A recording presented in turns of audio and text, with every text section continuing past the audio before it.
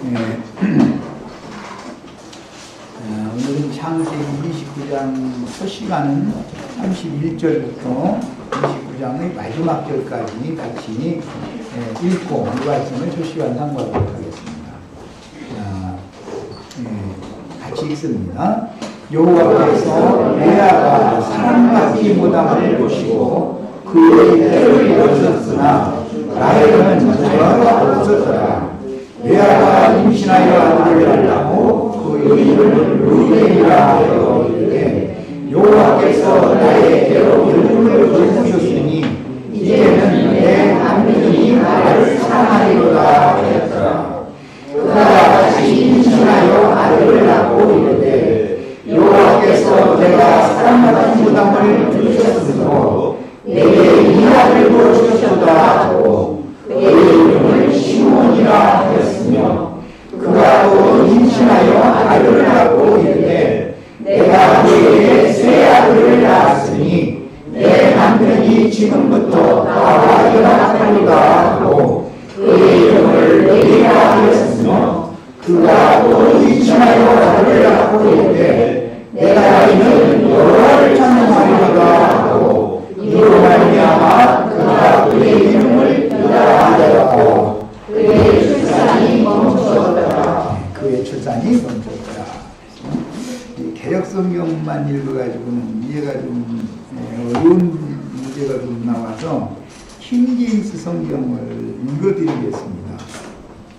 우리 한글 번역과 무슨 차이가 있는지 잘 대조해가면서 들어보시기 바랍니다. 주께서 레아가 미움받는 것을 보시고, 킹제임스 번역을 읽는 거예요. 미움받는 것을 보시고, 그 차이가 났죠. 사랑받지 못하는 거라고 되어 있는데 직역한 거 여기는 미움받는 것을 보시고 그녀의 태를 여셨으나 라헬은 수태하지 못하였더라. 레아가 수태하여 아들을 낳고 그 이름을 루벤이라 하였으니 이는 그녀가 이르기를 주께서 분명히 나의 괴로움을 보셨으므로 이제는 내 남편이 나를 사랑하리로다 하였습니다라. 그녀가 다시 수태하여 아들을 낳고 이르되 주께서 내가 미움받는 것을 들으셨으므로 그 차이가 있죠?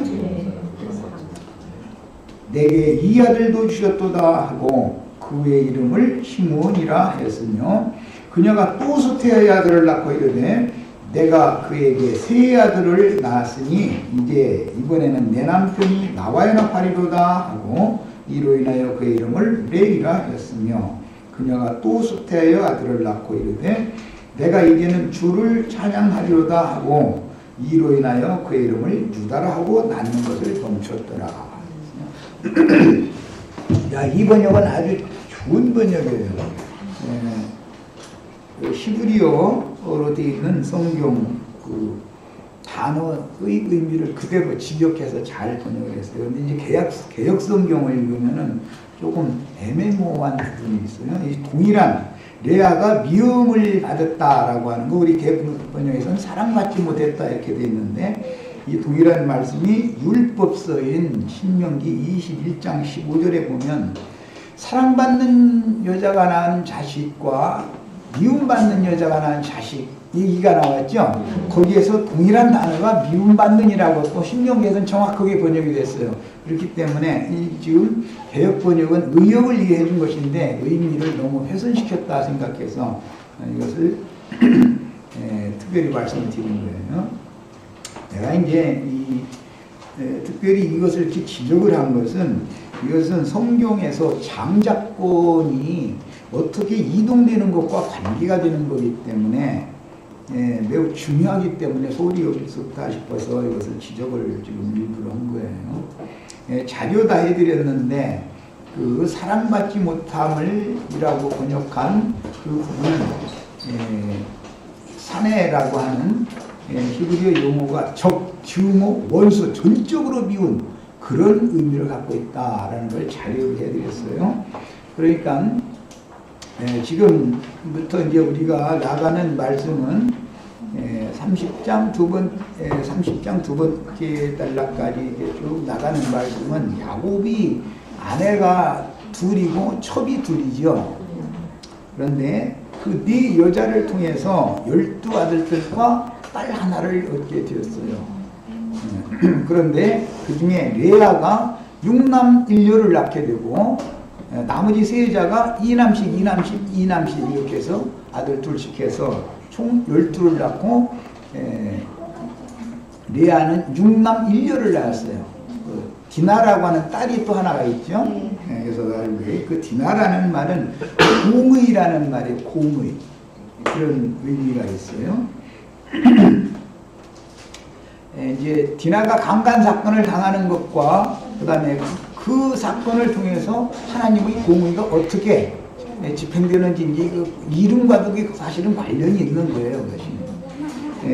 이제 그거는 이제 그 문제가 나왔을 때 와서 더 세세하게 말씀을 나누기로 하고 오늘은 이 자료 말씀을 가지고 말씀을 나누는데 네 여자라는 건 신약 성경에서 예수님이 천국 농사를 하실 때는 네 밭에다가 씨를 심는 얘기를 했죠. 여자는 밭으로 밭에 천국 농사를 하는 밭에 대한 상징이고 원래 히브리어에서는 그 태라고 우리나라 말로 번역을 했는데 그게 사실은 밭이라는 뜻입니다. 여인의 태는 세상에서 볼 때는 씨를 심는 밭으로 상징된다는 것을 알 수 있는 거예요. 이제 언어상의 의미가. 그러니까는 세상에는 네 종류의 사람들이 있다. 이제 그런 말이고 네 종류의 사람들의 마음 상태가 밭으로 상징이 된다. 모든 사람들은 이제 이것은 여인의 태로 상징을 해놨지만 그것은 상징이고 실제로는 이 세상에 생존하는 모든 부류의 사람들의 마음 상태가 어떠냐 그것을 말한다.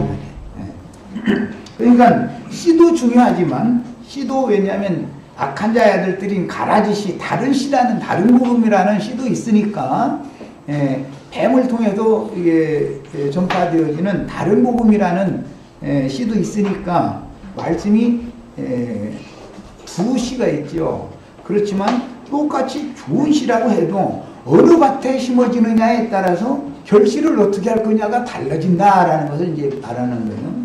그러니까 성경에서는 항상 하늘을 다루면 땅을 다루고 그 다음에 씨를 다루면 밭을 다루는 거예요. 농부를 다루면 추수할 곡물이 당연히 있어야 되는 거예요. 늘 이게 이런 것을 이제 쌍수다 그래서 이것을 쌍이라는 말은 짝이다 그런 말이다. 이제 뭐 전에 어떤 그 형제가 이제 샤마임이라고 하는 그 하늘들 그 쌍수다라는 것 때문에 이런저런 혼란을 일으키는 말들을 많이 했는데 이거는 짝수다 그 말이에요. 사람은 심령이 있는데 영의 짝이 있다 그 말이에요. 영의 짝은 혼이지 육이 아니죠.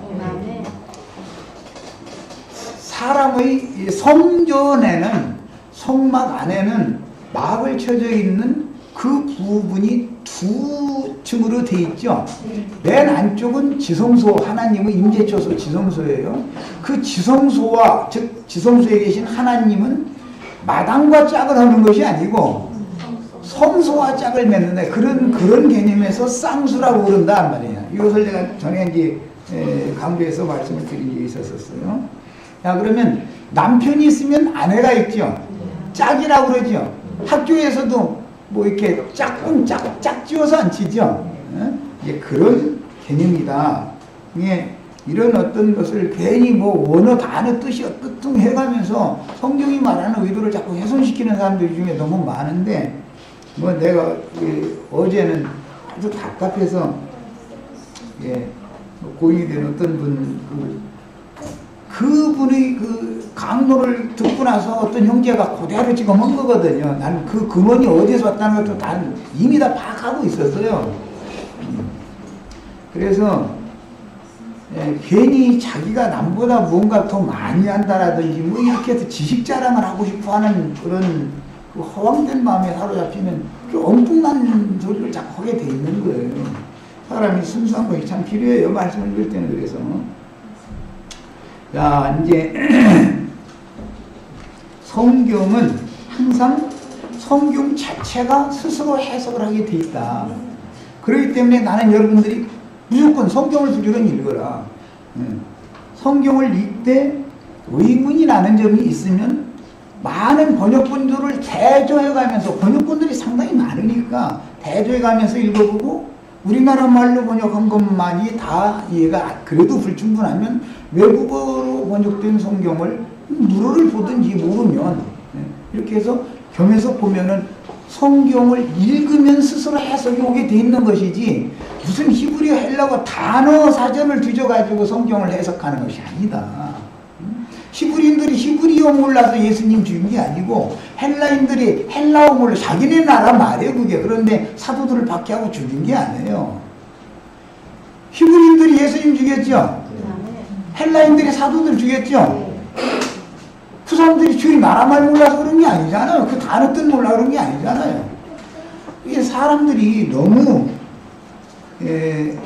말하자면 엉뚱한 거죠. 말하자면 좀 자랑하고 싶은 거예요. 나는 이게 너희 물론 이런 것도 안다 이런 식으로 이런 마음을 가지고서 성경을 대하는 태도 자체가 벌써 하나님을 경홀히 여기는 만홀히 여기는 마음 자세이기 때문에 그렇게 망할 수밖에 없는 거예요. 우리는 성경을 읽을 때는 늘 기도해가면서 이거는 성령의 조명이 없으면 성경이라는 건 모르는 거예요. 알 수가 없어요. 계시가 없으면 절대 성경이라 알 수 없는 거예요. 계시를 구하는 그런 지혜로운 성도들, 겸비한 성도들이 다 되셔야 되겠어요. 자, 이제 자료 말씀을 읽어나가겠습니다. 29장 31절로 35절에 있는 이 단락에서는 주의 은총이 없어, 지난번 번역에서는 사랑함을 받지 못한다고 되어 있지 않고 총이 없음을 보시고 이렇게 번역을 했었죠. 네. 그런데 원문대로 직역하자면 오늘 내가 킹제임스 성경에서 읽어준 것처럼 미움을 받았다. 미움을 받았다. 미움받는 여자라는 그 개념을 이제 이해를 하셔야 되고 사랑받는 여자라는 개념을 이해를 하셔야 돼요. 미움받는 여자라는 개념은 유대교를 말한다. 유대교. 주님이 몸된 교회. 여자 하면은 주님의 짝인, 즉 배필인 교회를 상징하는 거예요. 성경에서는 전부 성경이 말하는 남자, 여자 얘기가 나오면 예수님과 예수님의 배필된 교회를 말하고자 하는 거단 말이에요. 기본적으로.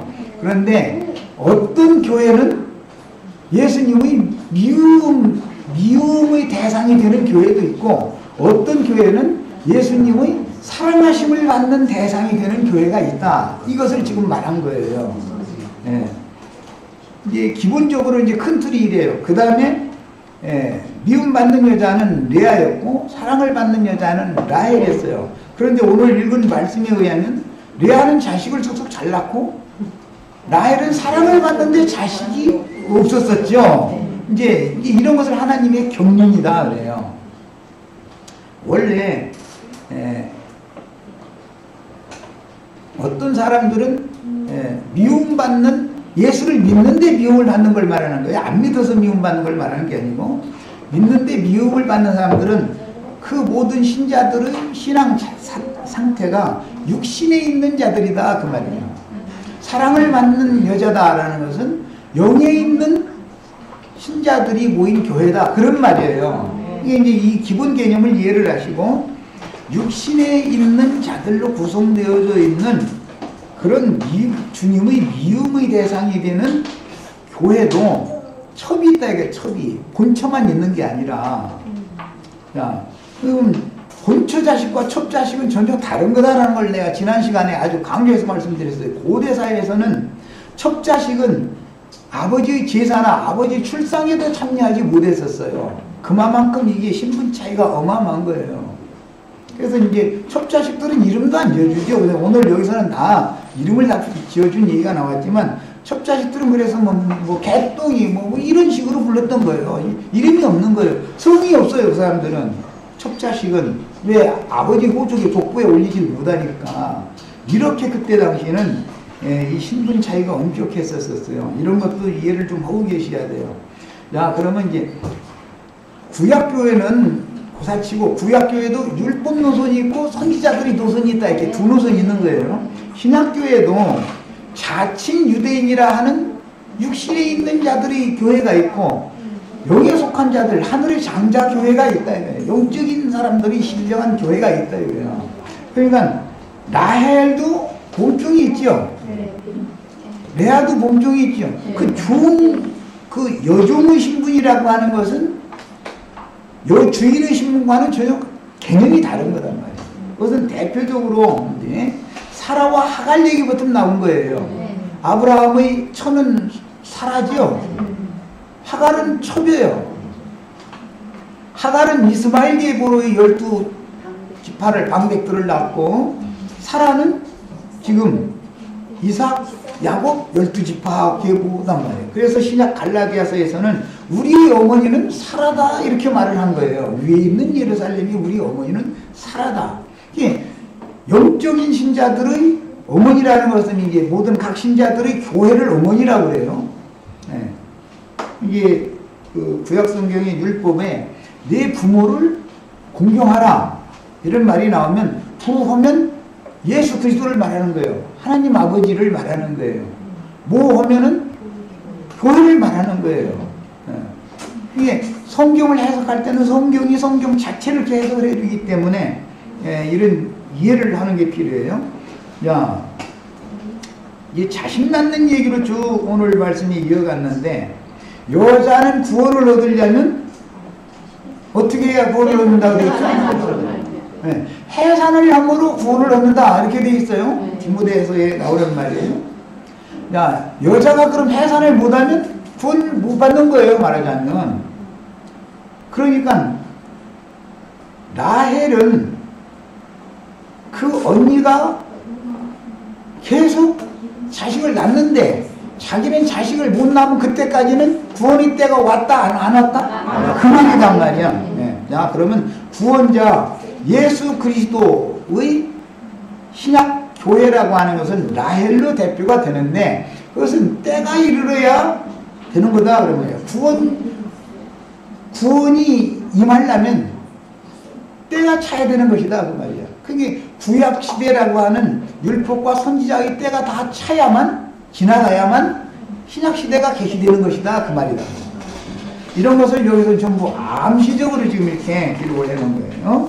자, 이제 이런 큰 윤곽을 가지고 자료 말씀을 같이 읽어보겠습니다. 맏아들인 르벤이 후일 아비의 침상에 오름으로 장자권을 잃게 되고, 아비의 침상에 오른 사람이 또 나왔죠. 구약 성경에 압살롬이에요. 네? 반역자였어요. 아버지 왕권을, 장자권을 자기가 강탈하기 위해서 반역을 했는데 아비의 침상에 올랐어요. 그런데 아비의 침상에 그가 올랐을 때 하나님의 말씀이 뭐라고 했어요? 그를 죽이기로 작정하셨습니다 그랬죠. 인간 세상에서 본다 할지라도 만약에 자식놈이 뭐 친어머니는 당연히 아니겠죠. 뭐 소모나 무슨 이제 예? 초보머니니까 이제 그렇게 함부로 됐겠지만은, 그래도 하나님의 질서에서는 아버지의 여자와 나의 여자는 다르죠. 무슨 이거는 완전히 세상에 있을 수 없는 일이죠. 그런데 그런 것도 성경에 아주 적나라하게 그대로 기록이 된 거예요. 그것은 이제 신약 성경에도 고린도전서 5장에 보면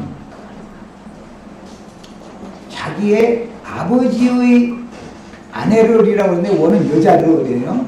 아버지의 여자를 취했다 하는 어떤 자가 있다. 그 말이 나왔죠. 자, 근데 구약 시대도 그렇고 신약 시대도 그렇고 인간 세상에서 우리는 상상도 할 수 없는 이런 일이 일어난 거예요, 실제로. 물론 친어머니는 당연히 아니에요. 친어머니 같은 건 있을 수 없으니까. 예. 그래도 첩이니까 나이가 뭐 이제 자기하고 그 맏아들하고 나이가 비슷하고 이제 모든 조건이 그랬겠죠. 그래도 이것은 하나님의 창조 위기의 질서를 범했기 때문에 그런 짓을 하는 놈은 반드시 죽여야 된단 말이야. 그래서 하나님이 죽이기로 작정한 놈은 이상한 짓도 할 수 있다라는 걸 이렇게 성경이 암시를 해놓은 거예요. 그런데 르벤이 12아들들 중에 맏아들이었어요. 맏아들인데 이제 그런 짓을 저질렀죠. 그 장자권을 빼앗기게 된 것은 아비의 침상에 오르는 일 때문에 빼앗겼죠. 자, 원래는 가만히 있었으면 르벤이 장자가 되는 거였잖아요. 네. 이것은 교회 생활 가운데에서 아버지 앞에 반기를 들었다 이거예요.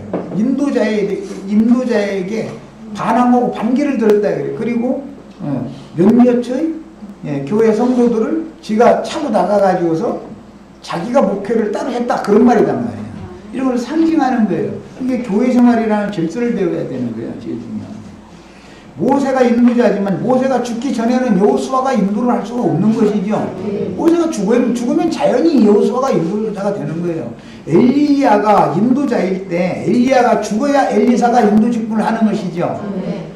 요한이 죽어야 예수님이 인도 직분을 하는 것이죠. 예수님이 죽어야 사도들이 인도 직분을 하는 거예요. 이것은 육의 질서다 이 말이에요. 그런데 그냥 지멋대로 만약에 어떤 일을 교회 생활을 방자에 행했다 그러면은 이미 받은 면류관인데 뺏겨버린다 그 말이다 이 말이에요. 이런 것을 잘 성경에서 이해를 잘 하셔야 되겠어요. 그 다음에 둘째인 시므온과 셋째인 레위는 디나의 강간사건, 디나라는 말은 이제 공의라는 그 여성형 명사인데 디나가 강간을 당했을 때 공의를 하나님이 어떻게 집행하실 건가? 이게 관련이 되는 거예요. 그런데 혈기로 시므온과 레위가 혈기로 가서 다 죽였다 이렇게 돼 있죠. 예. 하나님의 공의의 집행은 혈기로 하는 것이 아니다 말이죠. 성령의 인도를 따라야 된다 이제 그 말이란 말이야.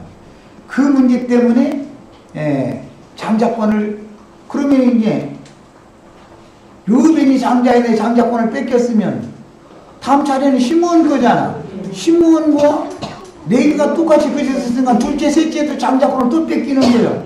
그래서 네 번째 유다가 왕권을 구약시대에는 갖게 된 거예요. 그래서 유대 지파가 계속해서 왕위를 이어받게 됐어요. 예?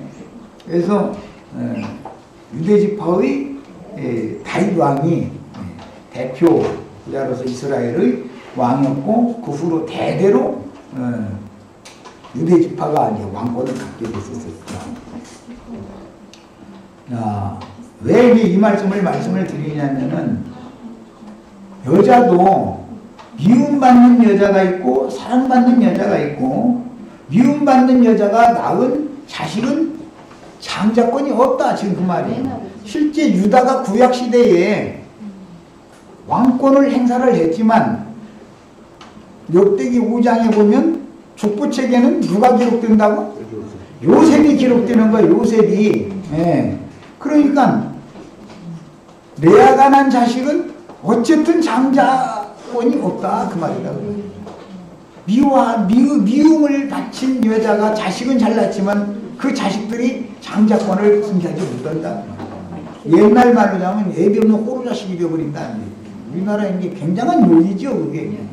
아니 호루 자식이란 말이에요. 아버지가 인정을 안 하는 거예요. 아들도 인정 안 해버리는 거예요. 호적에 딱 올렸다가 싹 호적을 그냥 삭제해버렸다 이런 말이란 말이에요. 이런 것 때문에 이런 개념 때문에 여호와의 책에 기록이 되었다가 그 이름이 흐려지는 얘기가 그래서 나오는 거예요. 율법에. 이제 성경이 창세기의 내용을 알아야 성경이 말하는 의도를 알 수가 있어요.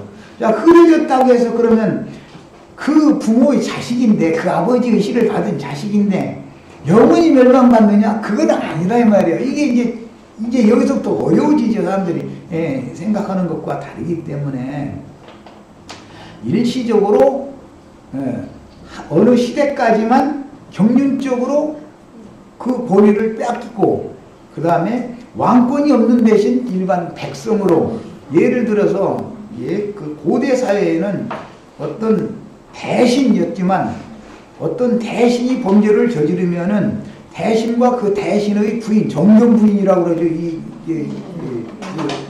삼정성의 부인복은 정경 부인이라고 그러죠. 그 사람을 징역 보낼 때 정경 부인을 일부러 망신주려고 그러는 거예요. 어떤 저기 지방 관아의 어떤 수령의 숨 쉬는 이런 사람으로 그냥 해서 하는 거예요. 죽일 수는 없으니까. 그 이제 망신 주려고 그러는 것이죠. 그런데 그런 걸 보고 다시는 그런 이제 그 왕권에 대해서 도전을 하거나 뭐 음모를 꾸미거나 이런 걸 못하게 하려고 이제 그렇게 한 건데 그렇게 되면은 대신이 양반 가문에서 대신 정경 부인 사이에서 난 자식이라 할지라도 그 반역자, 영모죄에 해당된 사람의 자식은 과거라든지 이 공무에 절대 응할 수가 없는 거예요. 그 이름을 나라에서 삭제해버리기 때문에 그 이제 상놈이 된다 그러는데 이제 그것을 상놈이라고 하지 않고 이제 우리나라에서는 중인 범인들이 된다. 일반 사람들과 똑같이 되는. 그러니까 이제 결국은 상인이 일상적인 사람들과 같이 되는 것이죠. 이렇게 했어요. 그렇다 해서 그 사람을 아주 죽인 건 아니잖아요. 이런 것을 알아야 된다. 자, 그러니까 그렇게 되면은 무궁이 부끄러움을 당하는 것이 죽지는 않지만 부끄러움이 사는 것이죠. 정경 부인이 그 저기 지방관아 군수 뭐 이런 사람들 가서 좋은 자리를 하게 만들어 버리면 죽지 못해 사는 거예요. 그러니까 어떤 이제 절개 있는 이제 그런 정경 부인은 이제 나는 더 이상 살고 싶지 않다 해서 이제 그 옛날 그 여인들은 그 장도라고 해가지고 자기 자신을 이렇게 수모를 더 이상 당하고 싶지 않을 때 이제 자결을 할 수 있게 그랬는데 그런 것을 못하게 하기 위해서 몸수색을 해서 장도를 뺏어버린단 말이에요. 그러고 나서는 종을 딱 시키는 거예요. 그게 그렇게 되면 부끄러움을 무궁히 당하는데 죽지도 못했죠. 그 계시록에도 보면 죽고자 해도 죽지도 못하는 얘기 나오죠. 그렇게 무자비하게 한 거예요. 그렇게 사는 것이 얼마나 부끄러움이 되고 수치가 되겠어요. 이제 그 사람이 시대가 바꿔지면 다른 왕이 있으면 그 사람도 불러 올리죠. 다시 회복이 되죠. 세상 나라의 이치가 성경에 그대로 나오는 거예요. 바깥 어둠에 쫓겨났다가 이름이 흐려졌다가 다음 시대에는 이름이 다시 동명이 된다. 이렇게 해주는 거예요. 이것이 성경 이야기입니다. 자, 그 다음에 더 일어나겠습니다. 이제 레아에게 은총이 없었다. 이제 오늘 내가 지적해드린 것처럼 미움 레아가 아주 미움을 받는 여자였다라는 말은 야곱이 그 진실한 사랑은 라헬에게 있었다라는 말인데 이 말은 라헬은 좋은 밭이다 그런 뜻이에요. 좋은 밭이야. 신약에서는 네 밭 중에 제일 좋은 밭이 있죠. 네 여자 중에 야곱이 제일 사랑하는 여자는 라헬이니까 제일 좋은 밭이 있죠. 당연히. 그런데 구약시대에는 모든 밭에서 열매를 많이 맺죠. 전도는 세상교회가 더 잘하죠. 우리는 아무리 전도를 해도 전도가 잘 안 되는 것도 다 이유가 또 그 사람도 자기 핑계 댄다고 또 그럴까 봐서 뭐 이도 또 그렇네. 그런데 육신에 있는 사람들은 육신적인 말로 사람들을 이렇게 설득을 하니까 다 육신에 속한 사람들이니까 당연히 그 말 다 알아듣기가 쉽고 이해가 잘 된다 해가면서 많이 모이게 돼 있죠. 그런데 영적인 말을 하면은 못 알아듣는 거죠. 그러니까 그 이단 나왔다만 이래버리고 안 오는 거예요, 이게. 그래서 전도가 잘 안 되는 거예요. 자, 이제 하나님이 세상을 이처럼 사랑하사라는 말을 아주 기독교계는 제일 좋아하죠. 요한복음 3장 16절을 그거 없으면 그 사람들 전도 못해 아주. 하나님이 세상을 이처럼 사랑하사 독생자를 주셨으니만 이제 이 구절 없으면 전도가 안 되잖아요. 그런데 예수님이 세상에 있는 자기 사람들을 사랑하시되 끝까지 사랑하시리라 이 말씀을 하면 이해가 안 되는 거예요. 그러면 끝까지 예수님이 끝까지 사랑하는 한 그 사람이 결국 라헬이다 그 말이잖아요 지금. 주님 앞에 끝까지 사랑하심을 받는 여자가 돼야지. 그런 교회 생활을 하고 그런 교회를 세워야지. 하나님이 세상을 이처럼 하나님이 세상을 뭘 그렇게 사랑을 얼마나 했었길래 세상을 사랑하셔서 예수님을 세상에서 구속하시려고 예수님을 보내셨죠. 그런데 세상이 예수님을 반대하고 죽였지. 예수님을 영접하면 하나님도 사랑하죠. 예수님을 대적하고 구원자를 메시아를 보냈더니 반대하고 죽이면 하나님이 세상을 끝까지 사랑하겠어요? 처음에는 아무 생각 없이 끝까지 그냥 죽은 하나님이니까 세상을 사랑해서 아들을 보냈는데 아들을 죽여. 그러면은 자기 우리들이 만약에 우리는 그런 일까지는 없지만 아들 어디 조금이라도 그냥 학교 갔다 왔는데 쩔뚝쩔뚝 했다 이러면은 꼬치같이 우는 거죠. 결국 학교 쫓아가죠. 가만 안 놔두죠. 그 부모나 형이나 뭐 있으면은 그건 절대 가만 안 있죠. 이제 막 교장실 그냥 뛰어가는 거예요. 그래가지고 말이요. 막 난리 나버리죠. 그런데 한참 죽였다? 그럼 그게 있을 법이란 말이에요. 그 왼손 안 갖고는 내 눈에 흙을 못 들게 하는 것이죠. 그냥 내가 죽을 지경을 당해도 내가 원수 받기 전에는 절대 안 죽는다는 정신력으로 쌓는 거예요, 이제. 그다음부터는 이제 이렇게 되게 마련이에요. 세상사와 하나님도 똑같다고요. 그렇게 사랑하는 아들을 세상을 구원하기 위해 보냈더니 세상이 오히려 사랑하는 아들을 그냥 상처만 입히고 마른 것도 아니고 아주 죽여버렸어. 그럼 하나님이 이게 철천지 왼수됐죠? 그렇다 이게 세상과 하나님 사이는 그래도 원수가 된 거다 말이야. 이런 원리를 알아야 돼. 그런데도 미워하는 여자 교회 가면은 세상 축복 날마다 받으라고 세상에서 뭐 잘 되는 얘기 설교라는 게 다 그거죠. 그러니까 하나님의 원수가 짝대고 있다 그 말이잖아요. 그것을 영적으로 볼 때는 간음을 행한다 그런단 말이야. 하나님도 사랑한다고 그러고 세상도 사랑한다고 그러고 두 여자 사랑하면 뭐요? 그게 간음이지. 있을 수 없는 일이죠. 이런 것이 모두 성경에 나타나는 한 부의 그림이다. 이것을 이해하셔야 되겠어요.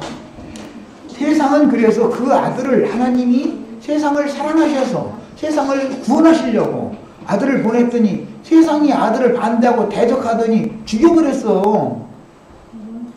인간 사회에서도 내 자식을 죽였으면 그거는 완전히 내 인생 완전히 끝나게 만들어버리고 내 집 무너뜨려버린 건데 그거 가만히 있겠어요?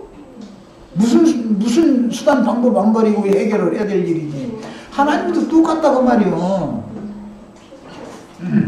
세상을 무조건 끝까지 다 사랑하는 게 아니라 세상에 있는 자기 사람들을 사랑하시되 끝까지 사랑하셨다. 자기 사람들이라면 주님을 영접한 자들만 끝까지 사랑하셨다. 그 말이란 말이야. 주님을 영접하지 않고 대적한 자들은 하나님이 철저히 원수가 되어버리는 거예요. 이런 원리를 꼭 아셔야 되겠어요. 자, 그 다음에 그러나 이제 하나님의 선민들은 여전히 이스라엘 12지파였고 구약시대에 하나님의 선민들이라는 것은 천하 만민 중에 이스라엘 12지파가 선택받은 백성들이었었죠. 하나님의 말씀은 그들에게 맡겨졌는데 말씀이 그들에게 맡겨졌다는 것은 종자가, 씨가, 농사할 씨가 또 그 다음에 이제 하나님의 종들이 또 말씀만 맡기면 안 되죠. 그 말씀을 맡은 종들이 농사를 지어야 되니까 농부가 필요하죠.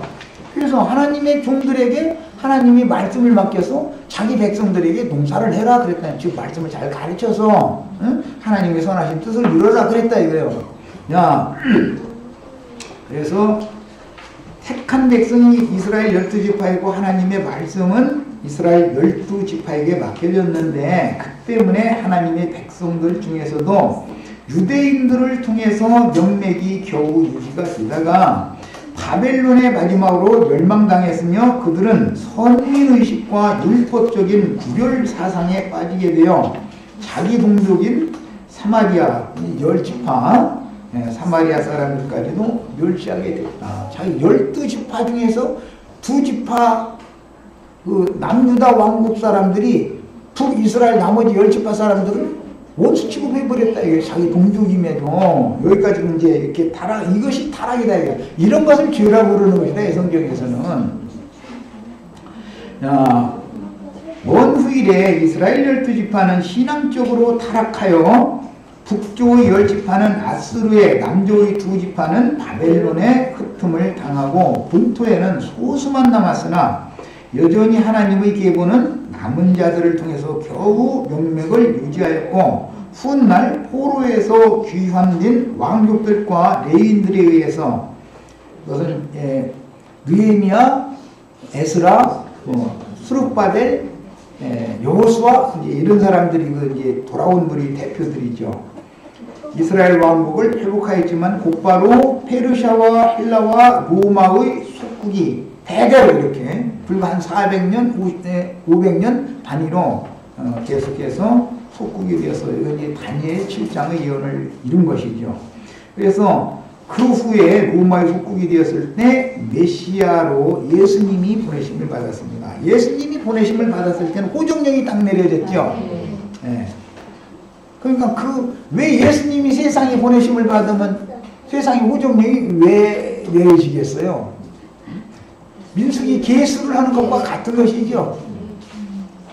하나님은 하나님의 백성들의 수를 지금 세는 것이고, 로마 황제 입장에서는 자기 신국, 자기네 나라, 그때는 로마 황제가 신이라고 그랬으니까 자기의 신민들의 수를 계수를 하는 것이지만, 하나님께서는 자기의 백성을 지금 숫자를 계수하느라고 이렇게 되는 거잖아요.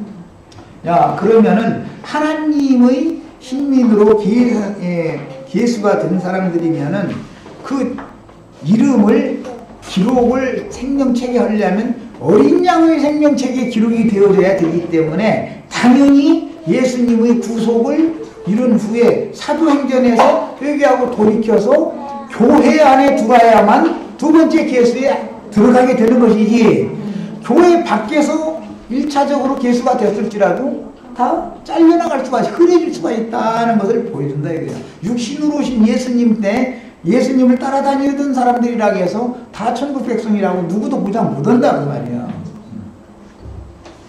자, 그 다음에 야곱의 맏아들 르우벤의 르우벤의 행위는 후일 어미의 하체를 범치 말라. 이제 율법이 아주 여러 번 나오죠. 어미 병하신 율법의 근거가 되며 자식이 어미의 하체를 범한다라는 뜻은 어미의 하체는 아비의 하체니라 이렇게 되어 있죠. 아비와 어미는 한 몸이니까, 그러니까 어미를 범하는 건 아버지를 범하는 것이죠. 그게 이것은 이스라엘을 범하는 것은 나의 여호와의 눈동자를 범하는 것이다 이렇게 표현을 했죠. 예. 이게 이스라엘 백성들과 하나님은 부부관계로 상징이 된 것이기 때문에 이스라엘 백성들을 함부로 하면은 사실은 이스라엘 백성들은 하나님을 함부로 하는 것이다 그 말이에요. 이제 그것이 나타나는 상태는 이스라엘 백성들을 목양하게 하신 하나님이 세운 목자들을 가르침 받던 어떤 제자들이 반기를 들고서 하면은 그것이 반역이다 이 말이에요. 그것은 사실은 여호와의 눈동자를 범하는 짓을 하는 거예요. 그래서 하나님이 보내신 일곱 영, 일곱 눈들은 일곱 눈이라고 그러잖아요. 눈. 하나님이 눈이 7개 달렸다 그 말은 아니잖아요. 온 땅에 보내심을 받은 하나님의 종들을 일러서 그 하나님의 종들이 계시를 한 그 종들에게 말씀의 계시를 그 종들에게 주셨기 때문에 그들이 하나님의 눈이다. 눈이란 보는 역할을 하는 거니까. 그래서 그들이 인도를 해야지 계시를 받지 않은 여호와의 눈이 아닌 자들이 가르치면 소경을 인도하는 것이다 이렇게 표현을 하는 것이다 이 말이에요. 자, 그 다음에 율법의 이제 근거가 되며 자식이 어미의 하체를 범한다면 아비의 모든 숨은 죄들을 들춰내므로 자신의 생명의 근원을 부끄럽게 하는, 이거 함의 짓을 했었었죠. 거기에서부터 저주가 이제 계속 오는 거예요. 육신의 죄악을, 이런 것을 육신의 죄악을 상징하는데, 다윗의 아들 압살롬이 반역을 일으킨 후에 그 아버지의 10후실들을 범했어요.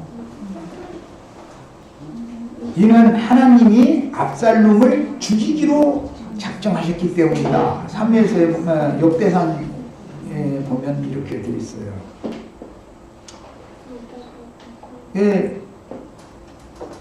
압살롬이 다른 꾀를 받아들이질 않고 좋은 충원도 있었었는데 그걸 물리치고 죽을 꾀를 넣어준 순간 그 말을 따랐다 이거예요. 그건 그렇게 하게 한 것은, 생각이 그쪽으로 쏠리게 한 것은 하나님이 그걸 죽이려고, 하나님이 죽이려면 정당하게 그가 범죄한 사실에 근거가 있어야 정죄하고 죽이지, 아무 죄를 진 사실이 없다면 어떻게 죽이겠어요? 그러니까 죽일 수밖에 없는 죄를 범하게 만들어버린 거예요, 하나님이. 이게 우리는 어떤 영에 따라서 사람이 움직여진다는 것을 잘 아셔야 되겠어요. 자, 그 아비의 동일한 생명을 받고도 아비의 지위를 찬탈하려는 야망에 의하여 눈멀어서 반역을 일으키고 금수와 같은 육신의 일을 저지른 다윗의 아들 압살롬의 패역은 이게 사무엘하기에서 계속 나오는 얘기인데, 교회 생활에서 제자들 중에 영적 반역자들이 교회를 분열시키고 자기를 따르는 자들을 데리고 나가서 교회를 이렇게 나누는 짓을 하는, 이것을 상징하는 것이다. 그래서 이제 신약교회에서 보면은 그게 영지주의자들이 요한사도와 함께 모이는 잘 모임을 갖고 있는 사람들에게 자기네들의 가르침을 따르면은 뭐 무슨 신령한 특별한 뭐가 있는 것처럼 아주 이렇게 하고 요한사도와 모이는 그 모임을 비판하고 요한사도를 비판하고 이래가지고서 약간 우하고 그냥 그 적그리스도들을 따라 나갔다 이거예요. 근데 이는 요한사도가 표현할 때 뭐라고요? 그들의 신앙이 우리와 같지 아니함을 나타내는 것이다. 믿음 자체가 서로가 다르기 때문에 그랬다는 거예요. 그런 걸 일러서 이미 예수님이 예언하실 때는 가라지, 악한 자의 아들들이다. 가라지 씨가 추수 때 되면 열매로 드러난다 그랬는데 그렇게 열매로 드러났었던 것이다. 그런데 그 일이 매 세대마다 이제 계속 반복되는 거예요. 우리 세대라고 일이 안 일어날 수는 없죠. 똑같은 거예요. 이런 것을 그게 성경을 알면은 방자해질 수가 없어. 그 묵시, 계시가 없는 자는 방자해진다 그래요. 방자하면 망하는 거예요, 무조건하고.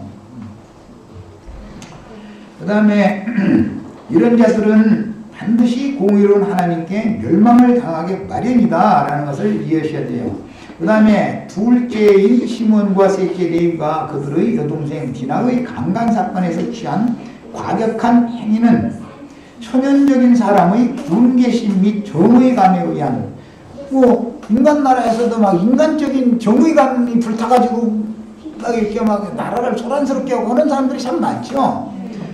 그런데 사실은 그 사람 개인 비리를 들춰내면 또 다 범죄가 없는 사람은 없다 이거예요. 이게 뭐든지 사람이 사는 세상에서는 뭐든지 어떤 틀이라는 것이 있고 한계라는 것이 있어요.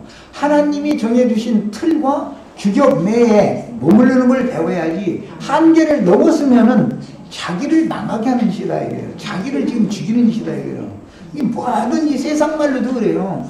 도가 지나치지 않느냐 이렇게 말하죠. 어떤 규정이 있다 이거예요.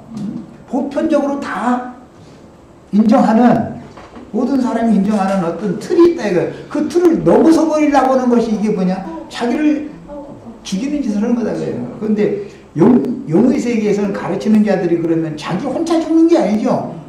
미혹하는 자가 되니까 따라오는, 뭣도 모르고 따라오는 자가 같이 죽으니까 이게 문제죠. 그 다음에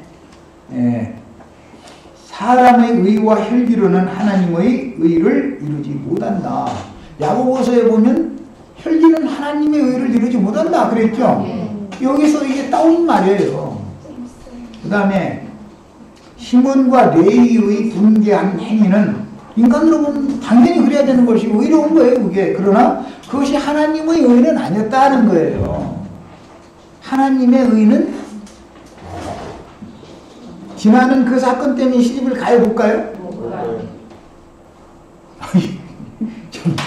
아니, 여자가 태어나서 시집 못 가면은, 그, 이제 후손도 없고, 이제 인생 그걸로 끝난 것이죠. 이런 것이 상징이다, 이거예요. 그래서, 사실은 우리는 신앙생활을 시작해서 교회를 통해서 그리스도께 당연히 시집을 가야 되는 거예요. 그런데 주님 장가들러 오시지를 않으면 어떻게 되겠어요? 신앙생활 열심히 했는데 뭘 상징하는지 아시겠죠? 이게 하나님의 공의가 이루어진 거다. 디나라고는 이름대로 돼버린 거예요, 그게. 인간의 의와 하나님의 의가 어떻게 다른지를 보여주는 거예요. 그래서 디나라는 이름이 공의라는 의미예요. 참 너무너무 놀라워하죠. 그 다음에 시간이 다 됐어요? 그러면은 첫째 시간 여기까지 하고 잠깐 쉬었다 가서 이어서.